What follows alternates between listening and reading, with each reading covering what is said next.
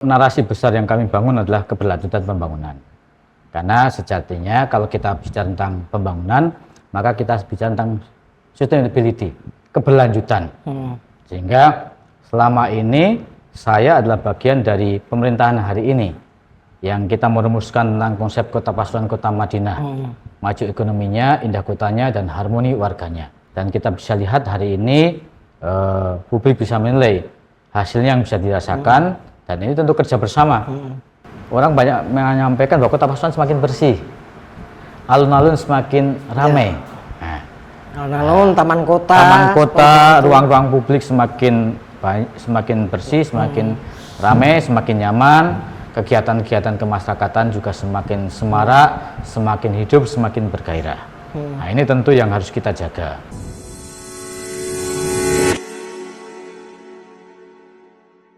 Selamat sore, Bolowarmo. Assalamualaikum warahmatullahi wabarakatuh. Waalaikumsalam. Ketemu lagi di program Bincang Pilkada, dan sore ini di studio kami kedatangan tamu yang terhormat, Mas Adi Wibowo. Selamat sore, Mas. Selamat sore, Mas. Beliau adalah calon Wali Kota Pasuruan 2024-2029 yang hari ini beliau berpasangan dengan Pak Nawawi yang dari PKB.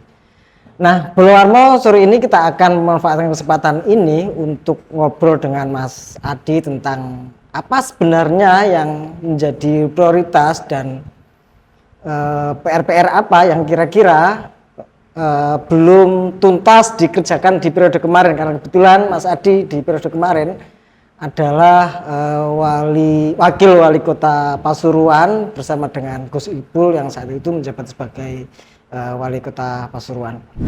Mas Adi, apa kabar? Alhamdulillah sehat. Gimana kabar, Mas? Alhamdulillah sehat juga. Agak panas baru sekali kemarin. Cuacanya panas. Sudah keliling ke mana aja? Ya, alhamdulillah sudah banyak yang kita kelilingi. Karena prinsipnya kan selama ini kita juga menjadi bagian dari pemerintah. Jadi semua sudah kita keliling. Atau ini bagi tugas dengan Pak Nawawi, berapa kelurahan, Mas Adi berapa kelurahan, atau bisa ya semua kita jangkau? Kita berbagi tugas memang, tapi memang kita juga kepengen juga bisa menjangkau semuanya. Karena kita kepengen memastikan bahwa memang kita itu nanti hadir di tengah-tengah masyarakat. Tentu hadir itu dalam makna yang pertama hadir dengan kebijakannya sehingga bisa dirasakan langsung oleh masyarakat. Yang kedua, hadir secara fisik di tengah-tengah masyarakat sehingga kita bisa juga bukan hanya menyampaikan tentang kebijakan, tapi juga mendengarkan bagaimana ketika kebijakan-kebijakan yang diambil oleh pemerintah itu implementasinya seperti apa. Juga mendengarkan harapan dan juga menyelami suasana kebatinan masyarakat, sehingga itu juga menjadi bagian dari agregasi kepentingan masyarakat untuk merumuskan kebijakan pemerintah.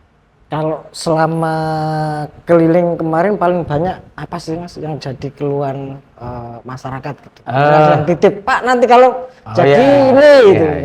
Sebenarnya saya sama Mas Nawawi ini kan bukan orang baru dan bukan orang luar. Karena kalau bicara tentang konsepsi pemerintahan daerah, yang disebut pemerintahan daerah itu ya eksekutif, kepala daerah, wakil kepala daerah dan jajaran. Betul. Dan juga sama legislatif. Yang selama ini terus terang rumusan kebijakan itu juga kita elaborasikan, sinergikan bersama. Yang selanjutnya tentu hal yang sering menjadi harapan masyarakat, tentu sesuatu hal yang berkaitan langsung dengan kehidupan masyarakat.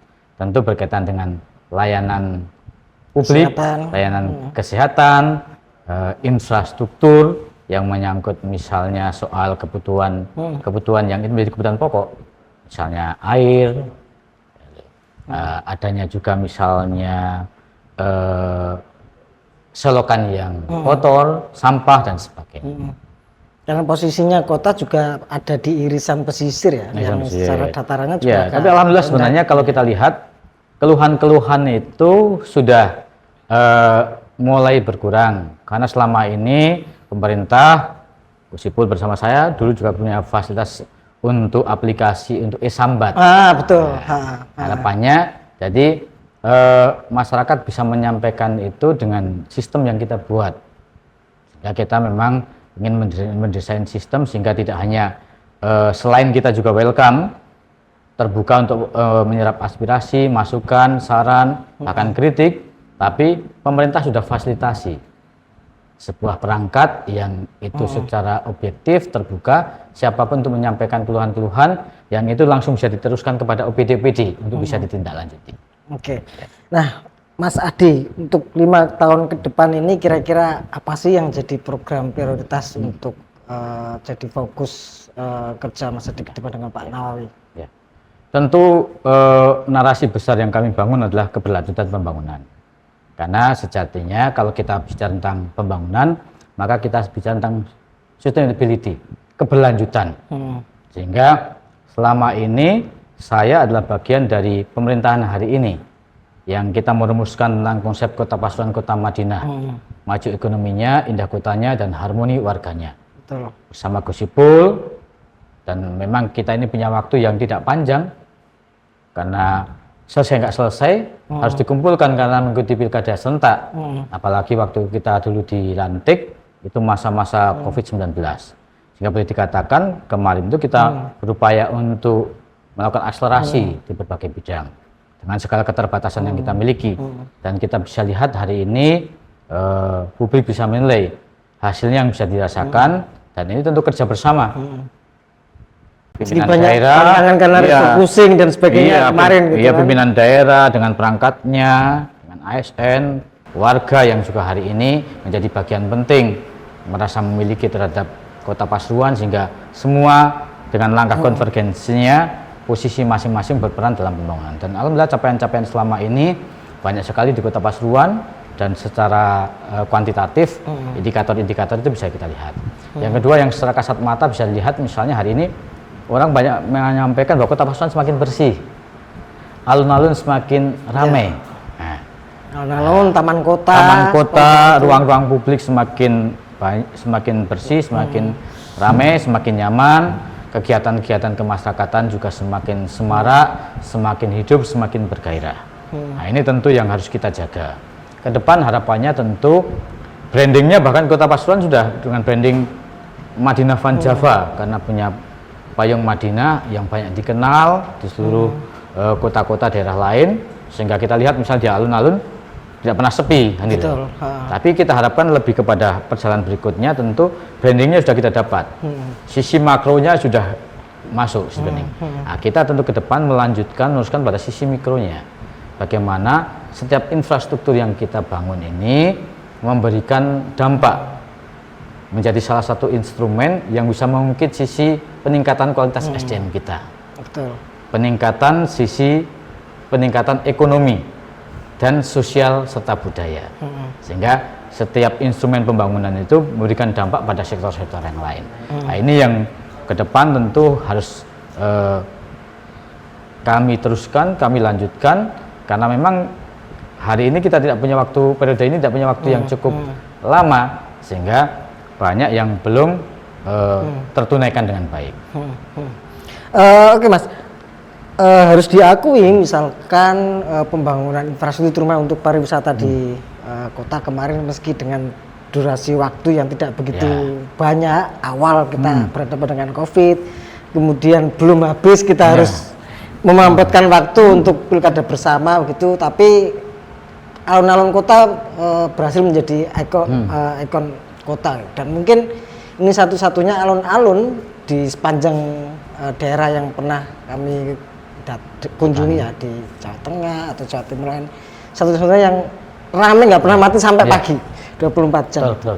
Tapi gitu kita tentu tidak berharap cukup, udah cukup gitu. Nah, apa yang kurang? Misalkan ada tidak kemudian ke depan yang ingin coba didorong, karena ini sudah cukup berhasil, kemudian pelabuhan juga sudah mulai ramai gitu. Apa yang kemudian pengen ini lagi ke depan? Jadi payung Madinah ini dulu kita bangun untuk menguatkan potensi yang sudah kita miliki. Bukan berarti hanya karena faktor payung Madinah, tapi yang perlu kita sadari bahwa kawasan Masjid Jami dan makam Romo Yai Hamid ini selama ini menjadi potensi yang cukup luar biasa. Nah, kita kuatkan dengan keberadaan Payung Madinah, sehingga ini mengelaborasi potensi yang ada, sehingga lebih menguatkan untuk menjadi kawasan wisata religius. Nah, tentu kita lihat dampaknya, tentu bisa dilihat keramaian meningkat. Harapannya kalau kita lihat misalnya sektor UMKM tumbuh lebih bergairah di sekitar alun-alun. Tapi tentu harapan kita bukan hanya di sekitar alun-alun, kita juga harus bicara tentang bukan hanya pertumbuhan di satu tempat, tapi pertumbuhan yang merata di tempat-tempat yang lain. Nah, ini kita lihat juga di pelabuhan. Ini hari ini bisa kita lihat luar biasa juga keramaiannya. Tiap sore, malam itu ramai luar biasa, sehingga memang desentralisasi pertumbuhan ekonomi ini harus kita bangun, sehingga disparitas ini semakin mengecil antar daerah, yang timur sama barat, yang selatan sama utara, ini semakin mengecil untuk disparitasnya. Nah, tantangan kita seperti yang saya sampaikan tadi, hal-hal yang lebih substansial, bagaimana infrastruktur yang kita bangun ini lebih berdampak. Nah, gitu. Karena kawasan wisata religius hari ini harapannya dengan Payung Madinah maka akan meningkatkan kualitas keimanan dan ketakwaannya masyarakat kita, dan yang kedua tentu sebagai kota santri tentu kesalahan sosialnya semakin meningkat. Dan alhamdulillah kalau kita lihat misalnya dari data yang kita miliki, indeks kesalahan sosial kita juga terus meningkat. Tentu ini juga faktor atau instrumennya banyak, tapi wisata religius cukup mengungkit di dalamnya. Nah, yang lebih kita tekankan ke depan tentu dampak secara ekonomi, yang itu memberikan kontribusi bagi peningkatan PAD dan juga pertumbuhan ekonomi masyarakat dan daya beli masyarakat. Termasuk dengan memperkuat yang brand masuk kota heritage itu ya. Nah, termasuk di dalamnya. Karena itu sebenarnya potensi yang sudah kita miliki. Betul. Kita punya potensi kawasan heritage yang selama ini sebenarnya ini potensi luar biasa, tapi belum dimaksimalkan. Nah, tugas kita adalah bagaimana memunculkan potensi-potensi ini sehingga publik itu tahu potensi ini dan memberikan dampak positif bagi masyarakat. Nah, kuncinya kan tentu pembangunan ini harus memberikan dampak gitu, bagi masyarakat, dampak positif, baik itu bagi peningkatan sumber daya manusia, bagi ekonomi, sosial, dan budaya. Nah, gitu. Jangan sampai justru ini tidak memberikan dampak, hanya istilahnya enak dilihat tapi tidak memberikan dampak apapun. Nah, kita bisa lihat hari ini kita ukur, kalau boleh dikatakan polling kepada masyarakat, merasa ya Kota Pasuruan hari ini alhamdulillah terjadi peningkatan yang cukup signifikan di berbagai sektor. Benar, oke. Nah, Bola Warmo Pasuruan itu punya P3G ya, Pusat Penelitian Perkebunan Gula Indonesia, dan ini usianya sudah lebih dari 100 tahun. Iya, 1800 tuh. Dari 1800 ya, dan itu dulu pernah menjadi mungkin satu-satunya lembaga penelitian yang kemudian produknya, hasil penelitian gulanya sempat merajai pasar dunia ke Brazil dan beberapa negara. Saya kira ini satu modal penting yang nanti oleh Mas Ade akan didorong dan terkoneksi dengan spot-spot pariwisata yang lain. Tapi yang perlu digarisbawahi juga adalah kalau kita bicara datanya, tren kemiskinan, pengangguran juga agak ada penurunan, Mas Ade. Meskipun misalkan kemiskinan atau pengangguran ya masih 6. Alhamdulillah kita turun semua. Kalau kita lihat misalnya tren kita ya, ini by data ya, bukan hanya kita omong-omong katanya by data, kita angka kemiskinan kita menurun dan kita di bawah angka kemiskinan Jawa Timur, bahkan kemiskinan ekstrim kita cukup signifikan menurun. Di tahun ini kita juga mendapat insentif fiskal tematik berkaitan dengan penanganan kemiskinan ekstrim dan juga penurunan stunting. Ya. Artinya selama ini apa instrumen-instrumen pembangunan itu juga berdampak pada hal-hal yang fundamental menyangkut tingkat pengangguran terbuka kita yang turun, terus angka kemiskinan kita yang turun, stunting kita yang turun, dan juga pertumbuhan ekonomi kita yang juga meningkat. Ya. Nah, ini yang penting jadi instrumen-instrumen indikator pembangunan kan di situ. Termasuk di dalamnya kalau kita lihat iklim investasi kita semakin bergairah di Kota Pasuruan. Ini dibuktikan memang mayoritas investasi di Kota Pasuruan ini di sektor kuliner. Nah, karena memang ini salah satu potensi kita memang tidak bisa dimungkiri kulinernya luar biasa. Yang kedua di sektor investasi padat karya, yang ini kita dorong sehingga misalnya setiap investasi itu akan menyerap tenaga kerja. Tentu dengan menyerap tenaga kerja angka penganggurannya akan menurun. Kalau angka pengangguran menurun, maka ini akan linear dengan penurunan kantong-kantong kemiskinan. Nah, kantong-kantong kemiskinan ini juga walaupun selama ini stunting ini secara teorinya adalah tidak embedded dengan konteks kemiskinan, tapi dari data yang kita miliki ini linear. Di mana itu kantong-kantong kemiskinan itu turun ke angka kemiskinan, di situ juga stuntingnya cukup tinggi. Nah, ini sebenarnya begitu penanganan di sisi pengangguran ternyata juga berdampak pada penurunan kemiskinan dan stunting. Artinya ketika ada intervensi di kantong-kantong kemiskinan itu dan itu berkorelasi dengan penurunan. Iya betul ada dampaknya. Gitu. Pikir untuk angka harapan hidup juga kita relatif cukup angka baik. Harapan hidup kita semakin meningkat. Kita dari ini nilainya kita kalau lihat dari tahun per tahun ya, ini data kita itu data statistik kita 2019 itu 68,27, 2020 76,47, 2021 76,83, 2022 77,71 dan 2023 78,30. Jadi angka harapan hidup kita cukup ini signifikan ya Mas. Dari 60-an ke 78 hampir 8 ya. Iya, cukup mengungkit sekali di Kota Pasuruan. Artinya itu bisa dimaknai bahwa di Pasuruan masyarakatnya boleh dibilang lebih sejahtera dan lebih sehat gitu. Iya. Jadi ini tentu mengungkit indeks pembangunan manusia kita, IPM kita yang hari ini kita termasuk 10 tertinggi dari 38 kabupaten kota di Jawa Timur. Jadi posisi Kota Pasuruan di atas rata-rata capaian IPM Jatim.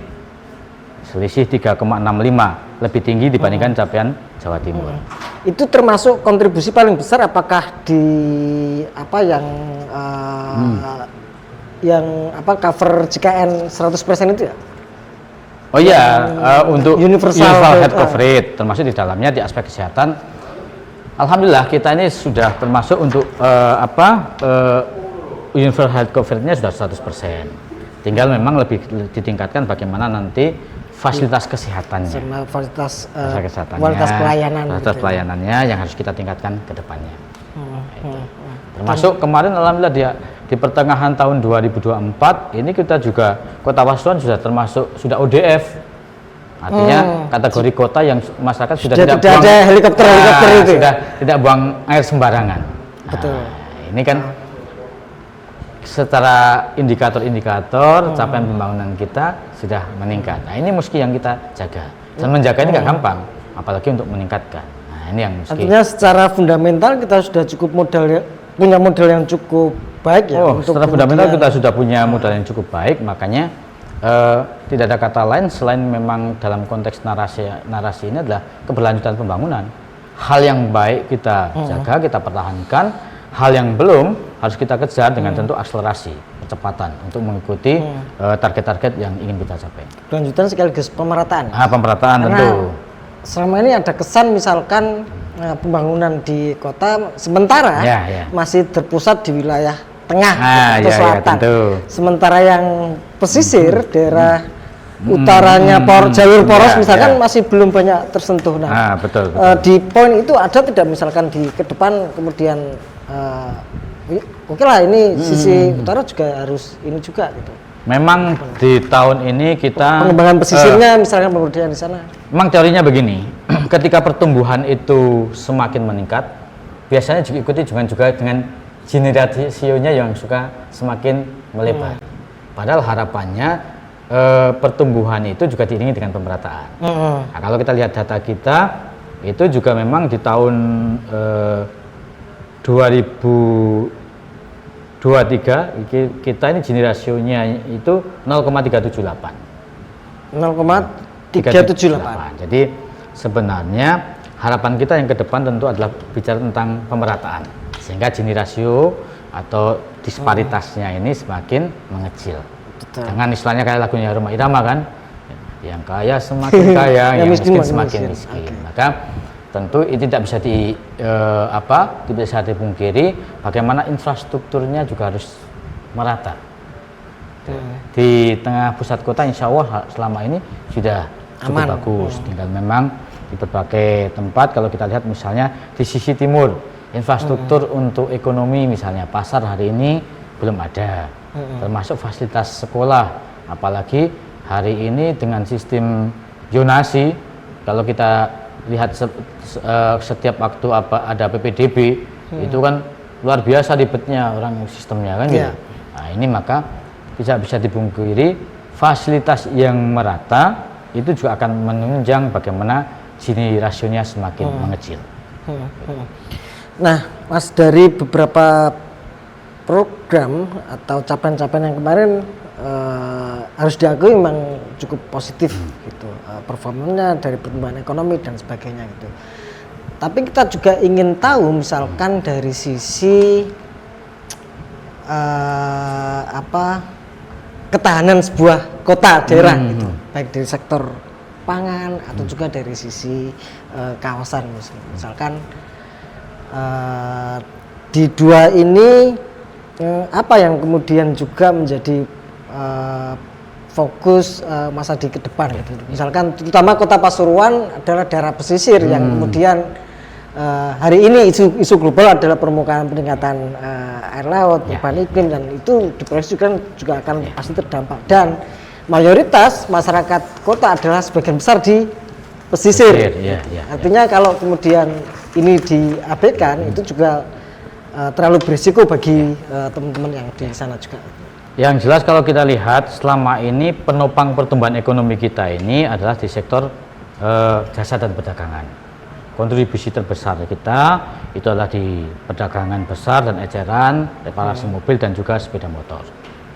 Nah, terus selanjutnya ada industri pengolahan, juga transportasi dan pergudangan. Jadi kalau misalnya bicara tentang ketahanan pangan, memang lahan pertanian di sebuah kota itu kan tidak selebar kabupaten. Walaupun sekarang itu di RT RW dan RDTR, rencana tata ruang dan wilayah, itu sudah disyaratkan tentang LSD. Yang lahan abadi itu ya? Lahan sawah dilindungi. Tapi walaupun sudah dipersyaratkan, kan memang luasan kota ini tidak seluas kawasan kabupaten misalnya. Sehingga memang mindsetnya kota itu bukan di sektor pertanian. Tapi bukan berarti tidak bicara tentang ketahanan pangan. Kalau pada sektor pertanian tentu kita punya program namanya urban farming. Urban farming, bagaimana dengan lahan terbatas, tapi itu bisa kita maksimalkan. Gitu. Kan di kota itu kan jarang sekali orang yang punya lahan untuk berkebun. Betul. Tapi punya teras-teras yang bisa dengan sistem bercocok tanam di pot. Betul. Terus dengan sistem tentu yang menunjang bagaimana dengan lahan terbatas tapi bisa memaksimalkan kebutuhan untuk sektor pangan. Sehingga sisi yang lain tidak bisa dipungkiri, memang kita harus mengembangkan kerjasama dengan daerah penghasil, termasuk di dalamnya dengan Kabupaten Pasuruan. Karena kalau bicara ke kota Pasuruan ini salah satu penopangnya juga adalah kawasan terdekat aglomerasinya adalah Kabupaten Pasuruan. Makanya kebutuhan pangan ini kan kalau bisa dikatakan baik itu beras, kebutuhan bahan pokok itu lebih banyak dari luar. Nah ini yang mesti dibangun adalah bagaimana kerjasama ke depan, sehingga ketahanan pangan itu juga tidak bisa dipungkiri. Ketahanan keluarga itu juga dimulai dari ketahanan pangan kan gitu. Benar. Nah, kalau ketahanan pangannya tidak dapurnya nggak ngepul ya keluarganya bisa piring terbang kan gitu. Nah, ini yang meski kita dorong untuk aspek ketahanan pangan. Nah, yang selanjutnya tentu harapan yang seperti saya sampaikan tadi, bahwa kita berharap bahwa setiap instrumen pembangunan ini mengungkit atau berdampak pada sisi-sisi untuk peningkatan SDM. Makanya hari ini untuk branding Kota Pasuruan sudah kita dapatkan. Ya. Nah, tinggal bagaimana ini lebih menguatkan bagaimana setiap instrumen yang kita bangun ini juga mengungkit sisi pendapatan asli daerah kita. Pak itu alun-alun, pelabuhan, termasuk kita punya ke depan itu program tentang sport tourism. Itu apa, Pak? Sport tourism itu wisata olahraga. Wisata olahraga ini tentu kalau kita lihat selama ini kita ini punya atlet-atlet yang berprestasi. Tapi kadang tidak atas nama Kota Pasuruan, tapi atas nama daerah lain. Nah itu kenapa, Pak? Nah, problemnya? karena memang Atau daya dukung kita yang belum dikatakan hari ini belum maksimal. Karena memang infrastruktur fasilitas olahraga kita yang masih terbatas. Yang kedua tidak bisa dipungkiri Jerbasuki Mobio kan gitu loh. Untuk konteks daya dukung sektor olahraga baik itu dari yang bersumber dari APBD yang masih terbatas karena kapasitas fiskal kita yang masih boleh dikatakan masih cukup terbatas rendah. Adik kita yang masih cukup kecil. Yang kedua juga kerjasama atau kolaborasi dengan berbagai pihak, termasuk sektor atau perusahaan dan sebagainya. Nah, kalau kita lihat kan dulu kan banyak perusahaan-perusahaan yang bisa jadi sponsor olahraga. Hal ini kan banyak dibatasi, terutama misalnya perusahaan tanda kutip rokok dan sebagainya. Ya saya ingat beberapa atlet misalnya kayak Muay Thai, kemudian boxing, renang, tenis, sama taekwondo. Kota lumayan bagus ya, banyak capaian prestasi. Tapi sempet denger sih kemudian banyak yang pengen pindah karena infrastruktur dan dukungan dan sebagainya. Ya kita memang selama ini ya kita bersyukur misalnya ada fasilitas olahraga itu banyak yang milik pribadi atau swasta. Tapi itu mendukung bagaimana untuk atlet-atlet kita ini untuk terus berprestasi. Nah, kemarin saya dengar misalnya ada atlet Kota Pasuruan loh dapat emas di PON, tapi berangkatnya dari provinsi lain. Waduh, sayang sekali kan gitu.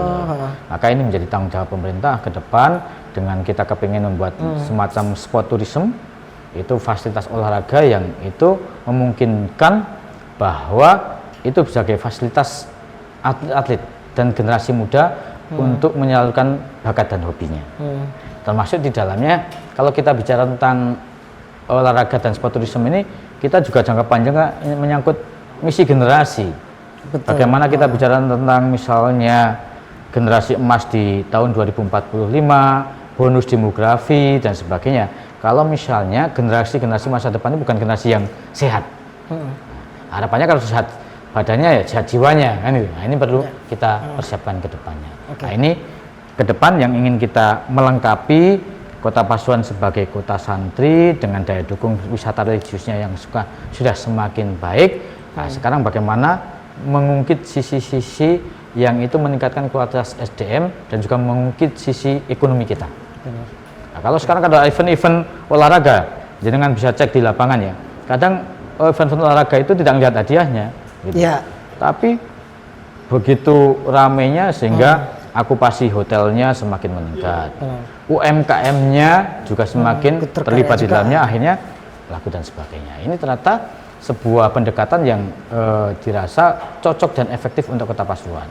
Tinggal PR-nya memang ya tidak bisa dipungkiri infrastruktur olahraga ini harus dibangun. Makanya kita punya program ke depannya itu satu kelurahan minimal satu fasilitas olahraga. Nah, itu yang bisa untuk mendorong bagaimana program sport tourism ini bisa terkawal dengan baik dengan infrastruktur yang dimiliki oleh pemerintah Kota Pasuruan. Artinya ke depan atlet yang kemudian tampil melalui daerah lain jangan sampai terjadi lagi. Ya sayang lah itu kan, makanya kita sampaikan misi generasi. Oh banyak SDM kita kok sayang sekali kita punya SDM yang berkualitas tapi diambil oleh daerah lain. Nah, gitu. Oke, Mas kita break. Oke, siap Mas. Silakan.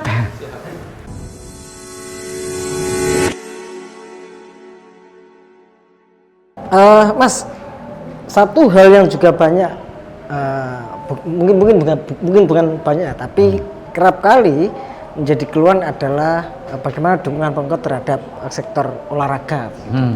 Karena Pasuruan kita punya klub sepak bola, ada Persikap, ada PSK, PSPK, kemudian belum lagi cabur-cabur yang lain ya, yang atletik, muay thai dan sebagainya. Nah, seperti apa kemudian sektor ini juga tetap mendapat prioritas oleh Mas Adi ke depan gitu. Ya.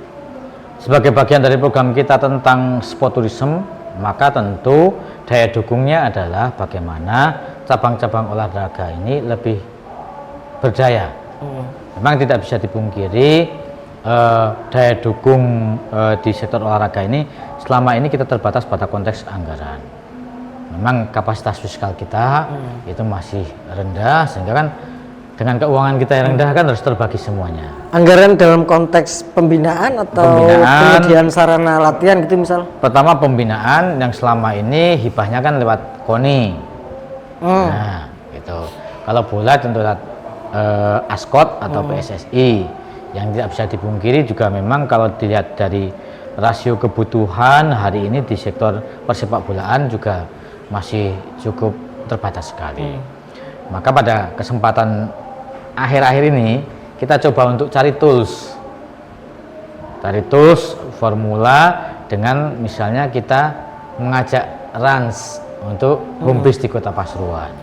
Ini sebenarnya hanya salah satu instrumen untuk menjadi tools bagaimana ini juga menjadi media untuk tentu lebih memberikan semangat. Yang kedua di Rans itu kan juga mensyaratkan bahwa atlet lokal itu terlibat di dalamnya. Kemarin Rans ketika bertanding kan ada beberapa 2 atau 3 atlet lokal yang terlibat gitu. Yang kedua memang tidak bisa dipungkiri sarana prasarana, Mas. Kan olahraga itu kan butuh sarana. Kalau nggak ada sarana kan namanya game gitu. Game online kan gitu. Maka ini yang mesti ke depan kita dorong menjadi salah satu program yang ingin kita kembangkan yang berdampak pada berbagai sektor. Tentu yang pertama adalah menjaga kualitas SDM, meningkatkan sisi peningkatan SDM kita. Yang kedua ternyata yaitu kegiatan atau event-event olahraga yang selama ini dilaksanakan itu cukup mengungkit berbagai sektor, terutama sektor ekonomi gitu. UMKM terlibat, okupasi hotel. Dan itu meningkatkan sisi pertemuan. Apalagi dengan letak Kota Pasuruan yang di tengah-tengah antara Surabaya dan Malang, mudah dijangkau hari ini, itu memungkinkan sekali bahwa dengan event-event olahraga ini akan semakin mengungkit sisi ekonomi di Kota Pasuruan. Ya, memang problemnya hari ini infrastruktur kita, termasuk misalnya kalau kita membuat event skala nasional, ternyata kita tidak punya sarana yang itu standar nasional, gitu loh. Misalnya kolam renang, ya tidak punya fasilitas kolam renang yang standar nasional, gitu loh. Lapangan bola, ya alhamdulillah kita punya Stadion Untung Suropati, itu kita bisa buat Liga 3. Tapi sebenarnya kalau kita lihat secara kebutuhan yang lebih besar, ini kan kurang representatif. Bagaimana ketika misalnya ada event yang lebih besar untuk Liga 2, bagaimana tribunnya, bagaimana parkirnya, karena di tengah-tengah kota. Betul. Makanya kita juga ke depan 5 tahun ke depan kita punya gambaran program untuk juga membuat stadion semacam sport center itu di daerah timur yang kita juga punya aset di sana, sehingga itu lebih representatif untuk sarana dan prasarana olahraga kita. Mas Adi, yang terkait situasi di kawasan pesisir yang saya kira ini juga belum banyak tersentuh, ya. Begitu ya, baik dari sisi pemberdayaannya, kemudian infrastruktur dan juga tata kewilayahannya gitu, yang orang bisa dilihat atau orang selalu berpikir ketika bicara pesisir Pasuruan yang ada di benak adalah sejarah rumit, tata kotanya, wilayahnya, kampungnya padat, kumuh dan sebagainya gitu. Nah, untuk yang satu ini apa, Mas Adi? Memang secara sosiologis tidak bisa dipungkiri kawasan pesisir itu jamak seperti itu. Tapi kita lihat misalnya ya, dengan program kita kemarin, termasuk sisi timur pelabuhan, kita buat trotoar. Sekarang kan cukup mengungkit sekali di sektor ekonomi. Kalau kita lihat misalnya sore-sore, malam ke kawasan pelabuhan, itu hari ini ramai sekali sektor UMKM. PKL. Itu ada lebih 50-an mungkin ya? Oh lebih. Memang harus ditunjang. Memang itu kan asetnya Pelindo, tapi kan kita bisa bekerja sama dengan Pelindo. Betul. Hari ini infrastruktur yang misalnya masukan kepada kita, misalnya kalau tempat wisata itu kan harus nyaman. Tempat tentunya nyaman. Tentu yang nyaman itu pertama kebersihan. Makanya selama ini kan selalu kita kampanye sosial ya, yaitu social marketing kita tentang resik-resik itu kan tidak pernah berhenti kan gitu. Karena memang kebersihan itu penting sekali untuk kenyamanan kan gitu. Dan alhamdulillah di Kota Pasuruan terutama di pelabuhan sekarang sudah mulai agak ini dengan tempat sampah yang sudah juga kita fasilitasi, walaupun masih masyarakat menyampaikan kurang itu dengan tempat sampahnya. Yang kedua, fasilitas yang lain, toilet misalnya, toilet dan juga musola. Itu jadi ruang-ruang publik itu memang harus didukung juga, misalnya ya tempat sampah yang memadai, toilet yang representatif, portable mungkin, atau kalau termasuk, portable ada termasuk di dalamnya adalah ya tempat ibadah, musola. Nah, kalau kita lihat di pelabuhan ini sisi timur kan sudah cukup bagus. Nah, sisi baratnya ini masih PR kita ke depan. Harapannya kemarin sempat dianggarkan, tapi karena refocusing. Kita juga sudah punya TPI, walaupun ikan itu yang dibangun oleh provinsi. Itu kalau kita lihat dengan blueprintnya memang belum selesai. Bukan ini ya, bukan mangkrak gitu ya? Bukan mangkrak lah itu. Karena sempat ada juga yang inbox ke kami mempertanyakan TPI itu yang ada di pelabuhan. Ya itu sebenarnya kan kalau kita dari gambar roadmapnya kan belum selesai. Meskinya kan itu ada di TPI itu, kalau kita main ke sana ada jalan yang terputus itu. Dan sekarang kan sudah ada beton-beton itu, mestinya memang dibuat semacam kayak sampai mangrove itu semacam kayak dermaga. Itu memang tempat labuh kapal itu. Kapal. Itu memang programnya pemerintah provinsi. Dulu pemerintah kota kan menghibahkan lahannya saja. Nah, tentu daya dukung yang harus kita lebih lengkapi bukan hanya satu sisi infrastruktur yang memungkinkan, tapi juga infrastruktur sosialnya. Benar. Nah, problem misalnya hari ini bagaimana nelayan itu juga pada aspek-aspek sisi ekonomi dan sosialnya itu juga tertangani. Memang yang sisi barat itu masih PR ya, kemarin untuk pelengsengannya yang sudah mulai ada yang melorot dan sebagainya, terus sedimentasinya juga yang semakin tinggi. Yang karam gitu kan. Kemarin ada 2 perahu yang karam nyangkut batu dan sebagainya, sehingga itu memang harus tidak bisa dipungkiri, harus segera dibenahi. Gitu. Kalau kita lihat sejarah dulu kan Tanjung Tembikar itu luar biasa sejarahnya. Gitu. Nah, hari ini tentu kita kepengen kembali ke masa lalu, tapi belajar dari masa lalu. Kenapa dulu itu bisa besar, hari ini tidak? Karena memang ya infrastrukturnya dulu mendukung sekali. Dulu sedimentasinya rendah. Yang kedua juga tata niaganya. Dulu kan memang jadi pelabuhan untuk tata niaga kayu. Nah, sekarang kan juga agak menurun untuk tata niaga, bukan hanya di lokal Kota Pasuruan, secara nasional kayaknya tata niaga kayu juga mengalami penurunan. Regulasi yang lebih ketat tapi juga. Kita ke depan selain juga untuk pelabuhan perikanan, bagi penghidupan nelayan semakin meningkat, yang harapannya dengan daya dukung infrastruktur juga menjadi tempat wisata. Nah, kemarin sempat ada yang bertanya untuk mencari lahan untuk membuat restoran untuk seafood, karena kita belum ada di situ kan gitu. Walaupun kalau sore itu sudah banyak kaki lima. Jika tidak salah dulu pas Gesipul juga sempat melempar wacana untuk wisata apung gitu ya, tidak salah ya. Dan itu potensial ya kira. Itu potensial, memang sempat wacana ketika mengharapkan ada investasi yang juga bisa mendorong misalnya masjid apung, yang itu juga tentu akan mengungkit di sisi yang lain, gitu.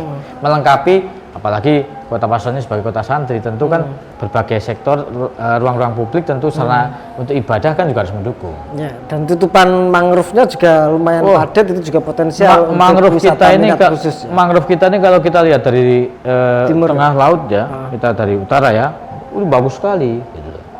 Memang harus diimbangi juga dengan ke depan tentu sisi kebersihannya. Sampah-sampahnya banyak yang ada di pelabuhan. Oke. Mas D, ini menjelang akhir kita ngobrol, satu pertanyaan terkait dengan pilkada hari ini. Ini agak keluar dari konteks yang kita banyak banget tadi, terkait dengan Mas Adi yang hanya satu calon dan lawannya bumbung kosong. Mas Adi ada tanggapan soal itu? Karena ada juga yang kemudian menganggap pilkada hari ini kualitas demokrasinya ya seperti itulah, karena masyarakat tidak punya pilihan yang lain begitu. Tanggapan Mas Adi soal ini? Ya, kalau bicara tentang konteks kualitas demokrasi tentu harus diukur. Ya.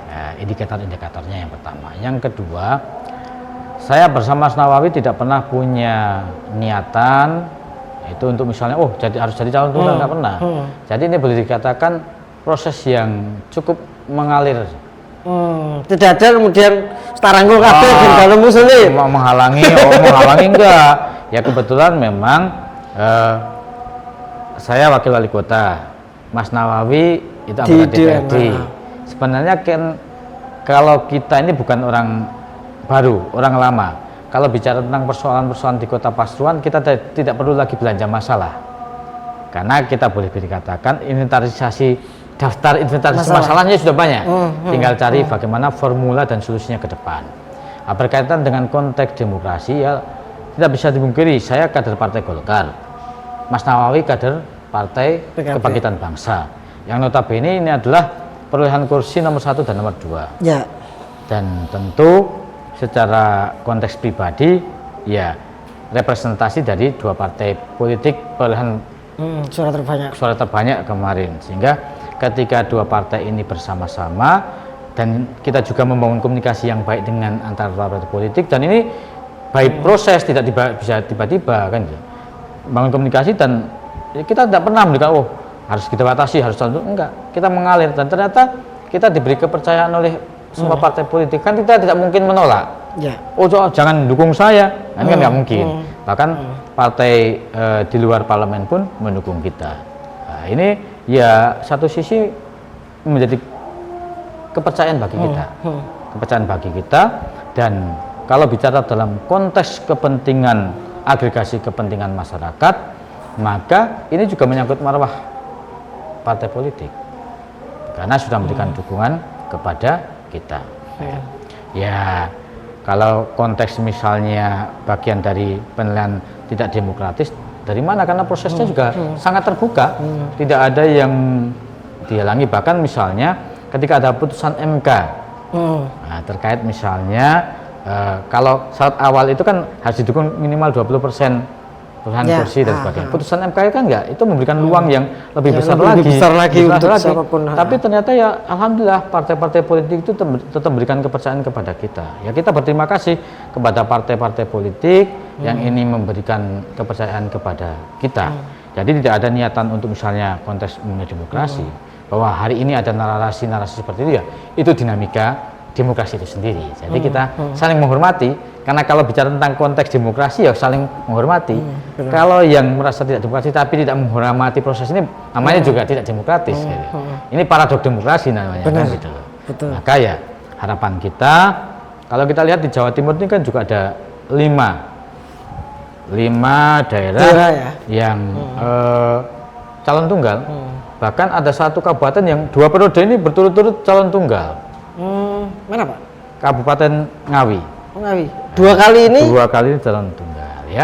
Ya inilah demokrasi kita. Kalau kita bicara tentang demokrasi. Jadi, Ngawi, Trenggalek, Pasuruan, Gresik, Surabaya.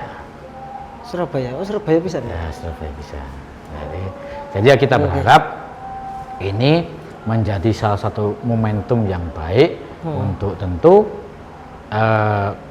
kalau bicara tentang kualitas demokrasi kita, ya instrumennya banyak. Karena musyawarah mufakat itu juga menjadi bagian dari demokrasi. Nah, ternyata selama ini masyarakat, partai atau siapapun ketika ingin mengkritik, memberikan masukan ke pemerintah juga sangat terbuka, sangat terbuka. Saja, kan? Pemerintah fasilitasi dengan aplikasi. Kita juga, kita ini, saya bersama Mas Nawawi itu juga bukan tiba-tiba, misalnya kita ini juga termasuk dulu mulai dari mahasiswa menjadi aktivis mahasiswa, aktivis kemudaan yang terlibat juga dalam perjuangan demokrasi.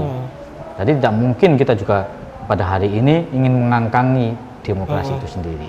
Jadi tentu perspektif demokrasi ini lebih harus kita kerangkai lebih luas. Gitu. Jadi tidak hanya prosedural, tapi yang lebih substantif. Nah, ini yang meski kita sama-sama kerangkai bersama. Gitu. Ya kalau soal di masyarakat itu ada berbagai ya itulah demokrasi. Gitu. Itu demokrasi. Kalau kita menghormati demokrasi, berarti kita juga menghormati sesuatu proses yang terjadi hari ini. Gitu. Oke, terima kasih Mas. Bu Warmo, kita punya modal yang cukup positif untuk 5 tahun ke depan, dan kemarin Mas Adi ketika masih mendampingi Gus Ipul cukup berhasil dari sisi brand kota Pasuruan yang dulu bukan apa-apa dalam tanda kutip, sekarang menjadi salah satu pilihan destinasi untuk kemudian dikunjungi. Kemudian angka kemiskinan juga trennya menurun, angka harapan hidup juga makin meningkat yang dari 64, sekian menjadi 78 dan itu saya kira itu capaian yang luar biasa, dan ini tentu satu tren yang perlu dijaga dan perlu untuk dilanjutkan. Terima kasih Mas Adi dan Bu Warmo, demikian tadi obrolan kita tentang program Mas Adi, apa yang menjadi prioritas dan hal yang perlu untuk menjadi fokus ke depan. Terima kasih dan sehat-sehat selalu. Terima kasih Mas Adi. Sukses selalu, semoga barokah buat kita semua. Amin. Terima kasih.